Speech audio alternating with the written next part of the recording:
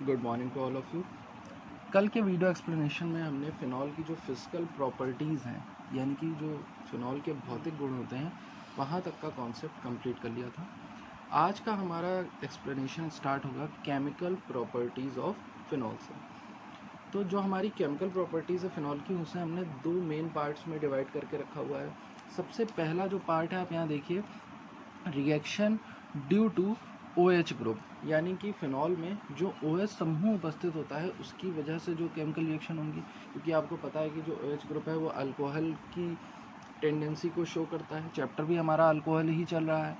दूसरा है reaction due to benzene ring, यानी कि जो बेंजीन का न्यूक्लियस होता है, बेंजीन का जो नाभिक होता है, उसके द्वारा होने वाली अभिक्रियाएं। बेंजीन के न्यूक्लियस में आपने मेनली दो टाइप की रिएक्शंस पढ़ी हुई हैं। एक पढ़ी हुई है आपने इलेक्ट्रोफिलिक सब्स्टिट्यूशन रिएक्शन, और एक पढ़ी हुई है न्यूक्लियोफिलिक सब्स्टिट्यूशन रिएक्शन, यानी कि इलेक्ट्रॉन स्नेही प्रतिस्थापन अभिक्रियाएं या फिर नाभिक स्नेही प्रतिस्थापन अभिक्रियाएं। ये डिपेंड करता है इस बात पर कि आपकी बेंजीन नाभिक से कौन सा समूह जुड़ा हुआ है, बेंजीन रिंग से कौन सा ग्रुप जो है अटैच्ड है। अगर आपके बेंजीन के नाभिक से कोई ऐसा समूह जुड़ा है जो बेंजीन की रिंग में इलेक्ट्रॉन डोनेट कर दे, बेंजीन की रिंग में क्या करे, इलेक्ट्रॉन डोनेट कर दे, तो उस कंडीशन में ऑर्थो और पैरा पोजीशन पर नेगेटिव चार्ज आ जाता था। इलेक्ट्रॉन्स की डेंसिटी बढ़ जाने की वजह से, यानी कि इलेक्ट्रॉन का घनत्व बढ़ जाने की वजह से ऑर्थो और पैरा स्थानों पर ऋण आवेश आ जाता था, जिसकी वजह से हमारी जो बेंजीन रिंग है वो इलेक्ट्रॉन स्नेही प्रतिस्थापन अभिक्रियाएं देती है, इलेक्ट्रोफिलिक सब्स्टिट्यूशन रिएक्शन देती है। मतलब अब बाहर से आने वाले जो ग्रुप और एटम्स होंगे वो कैसे होंगे, ऐसे होने चाहिए जिनके पास इलेक्ट्रॉन्स की कमी हो और जो इलेक्ट्रॉन स्नेही हो, तभी तो वो ऑर्थो और पैरा पोजीशन पर अटैक कर पाएंगे, क्योंकि उन स्थानों पर इलेक्ट्रॉनों का घनत्व क्या हो गया, बढ़ गया। और इसी के विपरीत अगर आपके बेंजीन नाभिक से कोई ऐसा ग्रुप जुड़ा हुआ है, कोई ऐसा एटम जुड़ा हुआ है जो बेंजीन के नाभिक पर, यानी कि बेंजीन के न्यूक्लियस पर इलेक्ट्रॉन डेंसिटी को कम कर दे, वो क्या कर दे, इलेक्ट्रॉन अपनी तरफ अट्रैक्ट कर ले, तो उस कंडीशन में हमारा जो बेंजीन न्यूक्लियस है वो क्या हो जाता है, डीएक्टिवेट हो जाता है। डीएक्टिवेट होने का मतलब है कि अब उस पर ऋण आवेश कम हो जाता है, धन आवेश बढ़ जाता है। तो जो आने वाले अटैकिंग रिएजेंट होंगे, जो आक्रमणकारी समूह होंगे, जो बाहर से आकर के बेंजीन नाभिक पर आक्रमण करेंगे, वो कैसे होंगे, वो नाभिक स्नेही होंगे, यानी कि न्यूक्लियोफिलिक होंगे, और वे देंगे न्यूक्लियोफिलिक सब्स्टिट्यूशन रिएक्शन, यानी कि नाभिक स्नेही प्रतिस्थापन अभिक्रियाएं। तो ये इन दोनों तरह की केमिकल प्रॉपर्टीज़ यानी रासायनिक गुण हमें इस टॉपिक में पढ़ने हैं। स्टार्ट करते हैं सबसे पहले रिएक्शन ऑफ OH ग्रुप। तो रिएक्शन ऑफ OH ग्रुप में भी कह रहे हैं, यानी कि OH ग्रुप की वजह से जो अभिक्रियाएं होनी, उनमें भी दो पार्ट हैं आपके।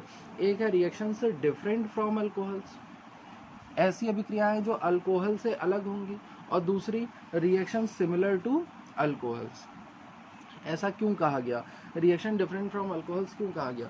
देखिए, जब हमको एसिड, बेस एंड सॉल्ट, यानी कि अम्ल, क्षार एवं लवण के बारे में हमें पढ़ाया जाता था, तो हमसे एक बात कही जाती थी कि ऐसे जितने भी हमारे मॉलिक्यूल्स होते हैं, जो अणु होते हैं, जो H+ आयन देते हैं, मतलब जितने भी कंपाउंड या यौगिक H+ आयन देंगे, वे सारे क्या होते हैं, एसिड होते हैं, यानी कि अम्ल होते हैं।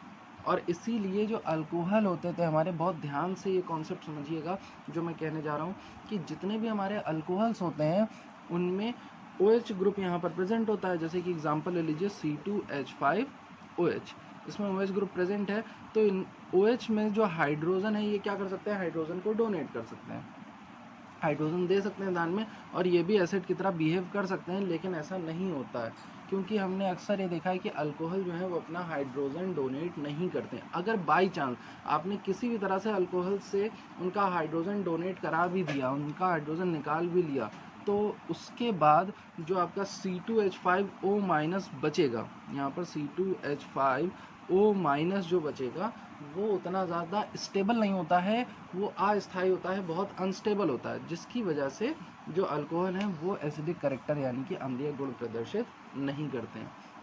अब चूंकि जो हमारा फिनॉल है वो भी एक अल्कोहल की कैटेगरी में आता है, लेकिन यहाँ पर बात हो जाती है उल्टी। यहाँ पर क्या होता है, यहाँ पर कह रहे हैं जो फिनॉल है वो एसिडिक करेक्टर शो करता है, यानी कि फिनॉल जो होता है अल्कोहल होने के बाद भी अम्लीय गुण प्रदर्शित करता है। इसीलिए यहाँ पर एक हेडिंग आ गई, रिएक्शन डिफरेंट फ्रॉम अल्कोहल्स, यानी कि अल्कोहल से अलग अभिक्रियाएं। तो देखिए यहाँ पर लिखा हुआ है एसिडिक नेचर। तो phenol is a weak acid, phenol एक दुर्बल अम्ल है। It turns blue litmus to red, it is less acidic than carboxylic acid. हाँ, जो नॉर्मल आपके अम्ल होते हैं, कार्बोक्सिलिक अम्ल होते हैं, उनसे ये कम एसिडिक होता है। And carbonic acid because it does not liberate CO2 from sodium bicarbonate. मतलब फिनॉल को एक दुर्बल अम्ल माना गया। अम्ल की तरह व्यवहार तो प्रदर्शित करता है, लेकिन ये एक दुर्बल अम्ल है, यानी कि वीक एसिड है। अब बात आती है कि सर जब ये अल्कोहल है, इसमें OH ग्रुप प्रेजेंट है और अल्कोहल्स एसिडिक करेक्टर नहीं शो करते हैं, अल्कोहल जो होते हैं वो अम्लीय प्रवृत्ति जो है वो नहीं प्रदर्शित करते हैं, तो फिर फिनॉल क्यों एसिडिक करेक्टर शो करता है? तो इसका एक्सप्लेनेशन आपको इसके नेक्स्ट पार्ट में मिलेगा। चलिए स्टार्ट करते हैं वो। तो यहाँ इस पार्ट में देखिए इन्होंने आपको रीज़न बताया हुआ है। कह रहे हैं loan pair of electrons of oxygen of OH group of phenol participate in resonance with benzene ring, hence oxygen atom acquires partially positive charge.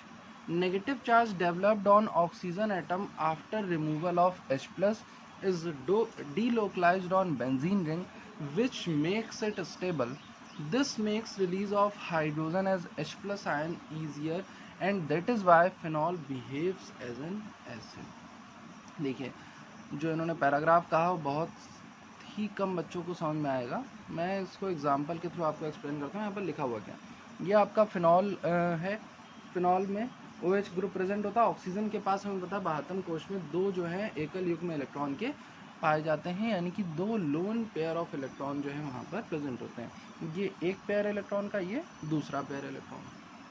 तो ऑक्सीजन क्या करता है, अपने एक लोन पेयर ऑफ इलेक्ट्रॉन को बेंजीन में डोनेट कर देता है, बेंजीन के नाभिक में यानी कि बेंजीन के न्यूक्लियस में क्या कर देता है, दान दे देता है, जिसकी वजह से बेंजीन पर ऑर्थो और पैरा पोजीशन पर ऋणावेश आ जाता है। देखिए ये ऑर्थो पोजीशन होती है दोनों, तो इस पे और इस पे यहाँ पर ऋणावेश आ गया, और जो सामने वाली पैरा पोजीशन है उस पर भी क्या आ गया, ऋणावेश आ गया। अब जब ऑक्सीजन क्या करेगा, इलेक्ट्रॉन डोनेट कर देगा, तो उस कंडीशन में ऑक्सीजन पर कैसा चार्ज आ जाएगा, पॉजिटिव चार्ज आ जाएगा, यानी कि ऑक्सीजन पर आ जाता है धन आवेश।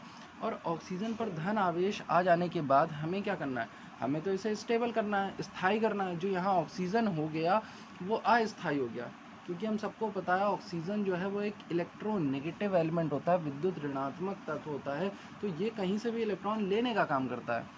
लेकिन क्योंकि यहाँ पर ऑक्सीजन के पास lone pair of electron present थे, यानी कि एकाकी युग्म जो था इलेक्ट्रॉन का वो उपस्थित था, तो उसने उसे नाभिक को दे दिया और ऑक्सीजन पर आ गया धन आवेश। अब ऑक्सीजन के ऊपर उपस्थित इस धन आवेश को खत्म करने के लिए, ऑक्सीजन के ऊपर इस पॉजिटिव चार्ज को हटाने के लिए हाइड्रोजन क्या करता है, हाइड्रोजन ऑक्सीजन के साथ अपना बॉन्ड ब्रेक करता है। कुछ इस तरह से देखिए यहाँ पर बॉन्ड बना होगा, ये ऑक्सीजन के ऊपर प्लस चार्ज है और ये H है हमारा, है। ऑक्सीजन और हाइड्रोजन के बीच में बॉन्ड कैसे बना होगा, एक एक इलेक्ट्रॉन के साझे से बना होगा, एक एक इलेक्ट्रॉन की शेयरिंग से। तो यहाँ पर हाइड्रोजन जो है वो ऑक्सीजन के साथ इलेक्ट्रॉन जब ब्रेक करता है, तो ऑक्सीजन जो है वो हाइड्रोजन का इलेक्ट्रॉन भी क्या कर लेता है, आकर्षित कर लेता है, और इस तरह से O के ऊपर का जो प्लस चार्ज है वो चला जाता है, और साथ में हमें हाइड्रोजन जो है वो अलग से यहाँ पर प्लस चार्ज के फॉर्म में मिल जाता है। क्यों हाइड्रोजन के ऊपर धन आवेश क्यों आ गया, हाइड्रोजन के ऊपर धन आवेश इसलिए आ गया क्योंकि हाइड्रोजन ने अपना इलेक्ट्रॉन किसे दे दिया, ऑक्सीजन को, जिसकी वजह से ऑक्सीजन का धन आवेश चला गया और यहाँ पर हाइड्रोजन के ऊपर क्या आ गया, धन आवेश, और H प्लस आयन अलग हो गया। अब जैसे ही H प्लस आयन निकला तो हमें पता है कि वो सारे कंपाउंड्स जो H प्लस आयन देते हैं, यानी कि H प्लस आयन डोनेट करते हैं, वो सारे क्या कहलाते हैं, एसिडिक कहलाते हैं। ये बात यहीं ख़त्म नहीं होती है, होता क्या है कि H प्लस तो कहा कि C2H5OH भी दे सकता था, लेकिन C2H5OH के केस में जब H प्लस दे दिया जाता था तो C2H5O माइनस जो आयन बचता था, इसको इथॉक्साइड आयन कहते हैं, वो अनस्टेबल होता था, अस्थायी होता था। लेकिन फिनॉल के केस में अगर आप देखें तो H प्लस देने के बाद भी जो यहाँ पर स्टेबिलिटी है वो मेंटेन रहती है। और स्टेबिलिटी को कौन मेंटेन करता है, स्टेबिलिटी को मेंटेन करते हैं ये 3 रेजोनेटिंग स्ट्रक्चर, यानी कि ये 3 अनुनाद संरचनाएं। इसी वजह से जो फिनॉल होता है वो अम्लीय व्यवहार प्रदर्शित करता है। देखिए यहाँ पर नेक्स्ट पैराग्राफ में उन्होंने यही बताया है, phenoxide ion formed after removal of H plus ion is also stabilised by resonance. जो फिनॉक्साइड आयन हमें प्राप्त होता है हाइड्रोजन आयन के निकल जाने के बाद, वो क्या होता है, वह अनुनाद संरचनाओं द्वारा स्थायी कर दिया जाता है। Resonance is not possible in alkoxide ion because negative charge is localized on oxygen atom, thus alcohols are not acidic। Alcohols के केस में ये ROH होता था, यहाँ पर अगर आप ध्यान से देखें तो ROH बनता था। अल्कोहल्स के केस में क्या बनता है, ROH होता है। तो उस कंडीशन में RO- बनेगा, इसी को एल्कोक्साइड आयन कहते हैं। तो कह रहे हैं एल्कोक्साइड आयन जो होता है उसमें रेजोनेंस पाया नहीं जाता, उसमें अनुनाद संरचनाएं होती नहीं है, इसीलिए जो अल्कोहल्स होते हैं हमारे वे एसिडिक करेक्टर शो नहीं करते हैं। लेकिन फिनॉल के केस में जो फिनॉक्साइड आयन बनता है वो H+ आयन निकल जाने के बाद रेजोनेंस द्वारा क्या हो जाता है, स्टेबलाइज हो जाता है। इसी वजह से फिनॉल जो है वो एसिडिक करेक्टर शो करता है।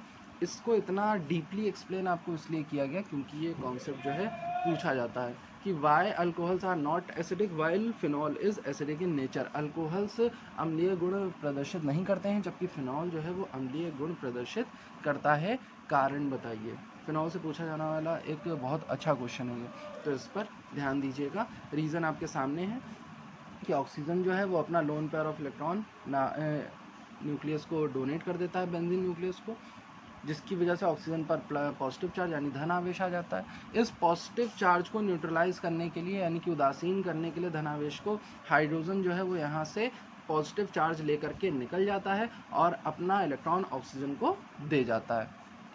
जैसे ही हाइड्रोजन निकलता है तो जो हमारा फिनॉल है वो फिनॉक्साइड आयन में परिवर्तित हो जाता है और ये फिनॉक्साइड आयन जो है वो अनुनाद संरचनाओं द्वारा क्या कर दिया जाता है, स्थायी कर दिया जाता है, जिसकी वजह से फिनॉल जो हैं वे अम्लीय व्यवहार प्रदर्शित करते हैं। इस तरह की अनुनाद संरचनाएं किसी भी एल्कोक्साइड आयन में नहीं पाई जाती हैं, जिसके कारण अल्कोहल एसिडिक करेक्टर यानी कि अम्लीय व्यवहार प्रदर्शित नहीं करते हैं। अब यही कॉन्सेप्ट आपको मैं हिंदी में एक्सप्लेन कर देता हूँ। तो हमारा कॉन्सेप्ट चल रहा था अल्कोहल से भिन्न अभिक्रियाएं फिनॉल में जो पाई जाती हैं उनमें सबसे पहली अभिक्रिया है अम्लीय गुण। तो कह रहे हैं फिनॉल जो होता है वो एक दुर्बल अम्लीय होता है, इसलिए यह नीले लिटमस को लाल कर देता है।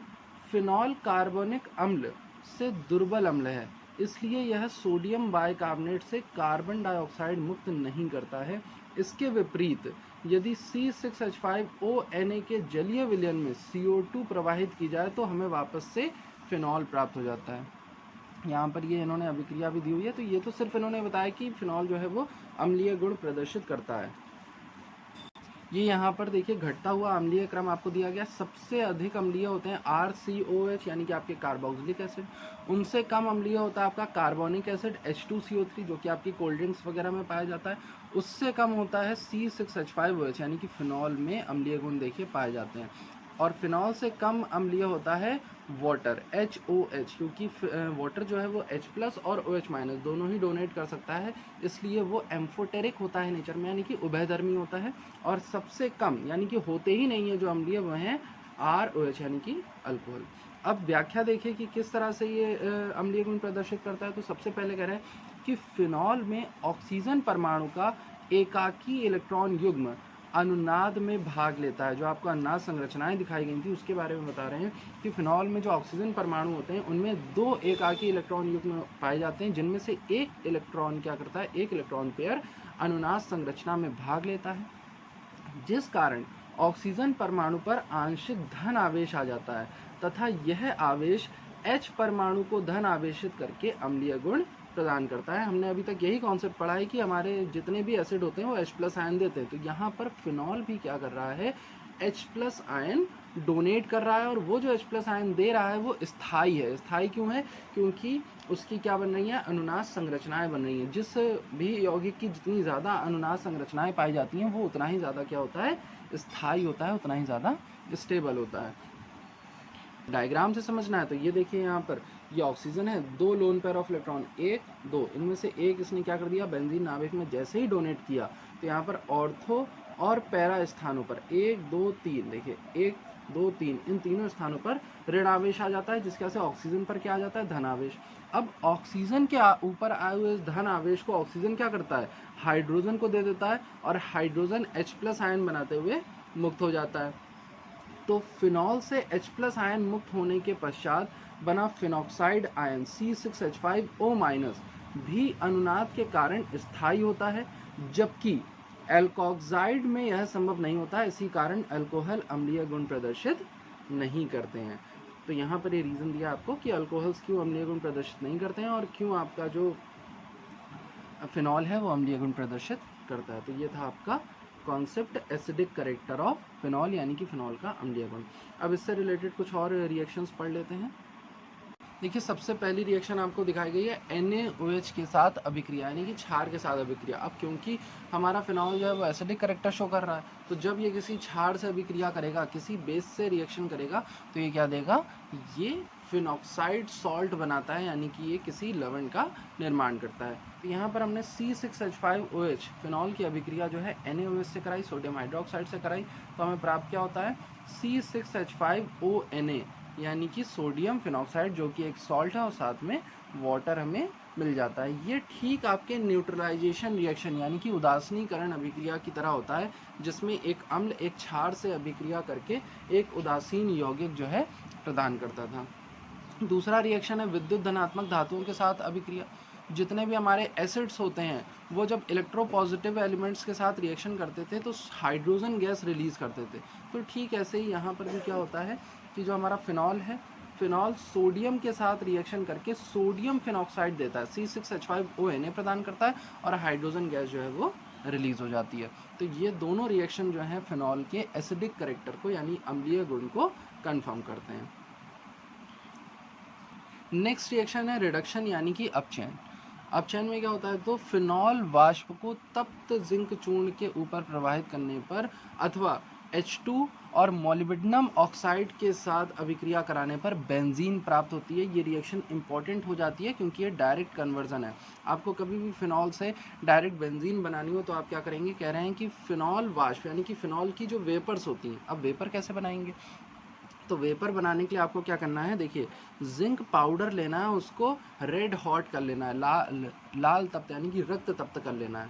जब आप जिंक पाउडर को बर्न करेंगे कोल की प्रेजेंस में, कभी आपने देखा होगा जो लोहार लोग होते हैं लोहे को इसी तरह से गलाते हैं, लाल कर लेते हैं, ठीक वैसे ही आपको यहाँ पर जिंक का जो चूर्ण है, जिंक का जो पाउडर है, उसको रेड हॉट कर लेना है, और उसके ऊपर से जब आप फिनॉल को पास कराते हैं तो वो वेपराइज हो जाता है, यानी कि वाष्प रूप में परिवर्तित हो जाता है। तो कह रहे हैं फिनॉल वाष्प को तप्त जिंक चूर्ण के ऊपर प्रवाहित करने पर, या फिर आप दूसरी रिएक्शन में क्या कर सकते हैं कि आप हाइड्रोजन और मोलिब्डेनम ऑक्साइड का मिक्सचर भी ले सकते हैं, तो उनके साथ जब अभिक्रिया कराते हैं तो हमें बेंजीन क्या हो जाती है, प्राप्त हो जाती है। रिएक्शन है C6H5OH रिएक्ट विद Zn, जब हम इसे हीट करेंगे तो हमें बेंजीन और जिंक ऑक्साइड जो है वो प्राप्त होती है। और इस अभिक्रिया को अगर हम मतलब रिडक्शन जो है हमारा रिड्यूसिंग एजेंट के रूप में हम यहाँ पर निकेल और H2 ले लेते हैं और टेम्परेचर रखते हैं 200 डिग्री सेल्सियस, तो हमें मिलता है साइक्लोहेक्साइल अल्कोहल। देखिए यहाँ पर फिनॉल की रिएक्शन हमने 3H2 से करा दी, C6H5OH की रिएक्शन जैसे ही हमने 3H2 से कराई तो यहाँ पर बन गया C6H11OH साइक्लोहेक्साइल अल्कोहल। तो ये होती है अपचयन की अभिक्रिया। नेक्स्ट रिएक्शन है FeCl3 के साथ अभिक्रिया, यानी कि FeCl3 के साथ रिएक्शन। इससे भी नोट कर लीजिए क्योंकि ये एक इम्पॉर्टेंट टेस्ट है, आपका एक परीक्षण है। आपको लेबोरेटरी में FeCl3 न्यूट्रल FeCl3 दे दिया जाए तो कह रहे हैं कि उदासीन FeCl3 विलयन के साथ क्रिया करके फिनॉल बैगनी रंग का संकर आयन देता है। संकर आयन का मतलब कॉम्प्लेक्स आयन आपको मिल जाता है। तो देखिए यहाँ पर 6 मॉलिक्यूल लिए हैं हमने फिनॉल के, 6 C6H5OH लिए, उसमें थोड़ा सा फेरिक क्लोराइड, मतलब 6 मोल आप फिनॉल ले लो और 1 मोल जो है फेरिक क्लोराइड ले लो, तो क्या बनेगा, हेक्साफिनॉक्सीफेरेट C6H5 Fe, और वैलेंसी कितनी 3-, यहाँ पर ये देखिए 3- इसकी वैलेंसी होती है, 3H+ जो है निकल जाते हैं और 3HCl साथ में प्राप्त होते हैं। ये रिएक्शन इसलिए इंपॉर्टेंट है क्योंकि यहाँ पर ये देखिए कह रहे हैं कि जो फिनॉल है वो उदासीन FeCl3 सॉल्यूशन के साथ रिएक्शन करके बैगनी रंग का शक्कर आयन देता है, यानी कि वॉयलेट कलर का आपको कॉम्प्लेक्स आयन मिलता है। तो जब आप ये किसी बीकर या टेस्ट ट्यूब में जब ये रिएक्शन कराएंगे या अभिक्रिया कराएंगे तो आपका जो कलर है सॉल्यूशन का वो कैसा हो जाएगा, वॉयलेट कलर हो जाएगा। आपने फिनॉल के 6 मोल लिए, उसमें 1 मोल जैसे ही FeCl3 आपने मिक्स किया तो तुरंत क्या हो जाएगा, उसका जो कलर है वो वॉयलेट कलर चेंज हो जाएगा। तो कंफर्म हो जाएगा कि आपका जो ऑर्गेनिक कंपाउंड है, जो कार्बनिक यौगिक है, वो क्या है, फिनॉल है। तो ये थी आज की केमिकल प्रॉपर्टीज़। कल हम पढ़ेंगे अल्कोहल के समान अभिक्रिया, यानी कि OH ग्रुप जो रिएक्शंस देता है फिनॉल की, उन अभिक्रियाओं के बारे में पढ़ेंगे। अगर आपको कोई भी केमिकल प्रॉपर्टी नहीं समझ में आई है तो आप एक बार फिर से रिपीट करके देखें वीडियो, और उसके बाद भी अगर नहीं समझ में आती है तो आप पर्सनली अपने डाउट्स क्लियर कर सकते हैं। Okay class, thank you.